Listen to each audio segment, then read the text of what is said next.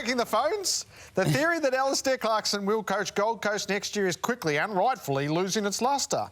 If the Suns have their way, Stuart Dew will be offered a 2-year contract before the season is over. Well, I was going on now, so I can tell you something. No, are we talking about this now?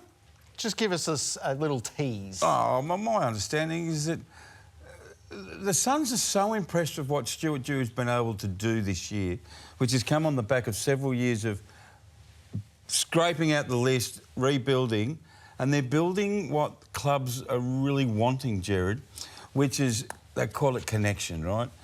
A synergy, a want, where the players and the coach are on the same page. And guess what? When they go out and play every week, everyone, the man in the stand, as Lee Matthews would call it, looks at them and goes, God, they're having a go. And what's happening? The Suns are doing that. So when you build it and you got it, why in the hell would you want to replace that with something else? I would think right now that the Suns had to make a choice right now between Clarkson and Dew. They'd pick Dew.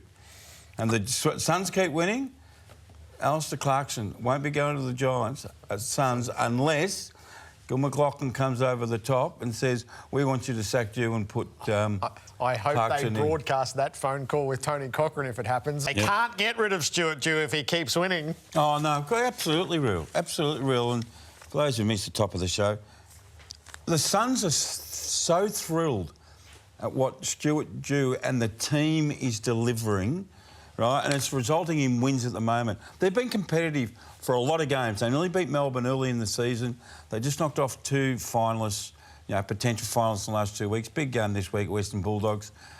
They're looking at a group that is climbing the mountain, and they've got 3/4 of the way up the mountain. Say the mountain's a premiership. They're halfway, but they've got to levels. They're not at the bottom. They have slogged their way through some crappy weather to get up this mountain, and right now they're going, hey, look at these results. Stuart Dew spoke with such passion last night, and the players, by the way they're playing, Jared, by the way they're playing, are showing the club, Tony Cochrane, Mark Evans, Stuart Dew, each other, that they want to be at this football club. Do you know how hard that is to obtain when you're building from a young list? Go and ask Adelaide and go and ask North Melbourne. Yeah. I think he has to get it. So that sentiment that the Suns want Stuart Dew to succeed. Absolutely, they want him. Rather than have to make a change. They want him to succeed. They want him, and he's got some pretty strong people. Now, the query is, and it's an opinion, it's a theory, I don't agree with it, but Gil McLachlan, and I wrote, in his last flourish of his pen, is going to say, I want Clarkson at the Gold Coast Suns. That can't happen, Jared. If the AFL does that, I reckon Tony Cochrane will resign. Oh, that's no question. And Mark Evans... a rather fiery display, I would imagine. Yeah, and Mark Evans is chief executive. I know he's a former AFL person. He worked with Clarkson.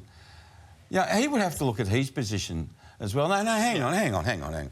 We are building this, and you're going to come in and tell us you've got to do this?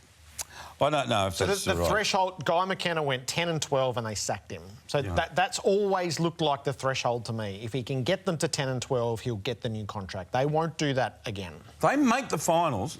Oh, he's absolutely got it. I think, for me, I think the threshold is 10 wins. If he gets there, he's going to get the extension.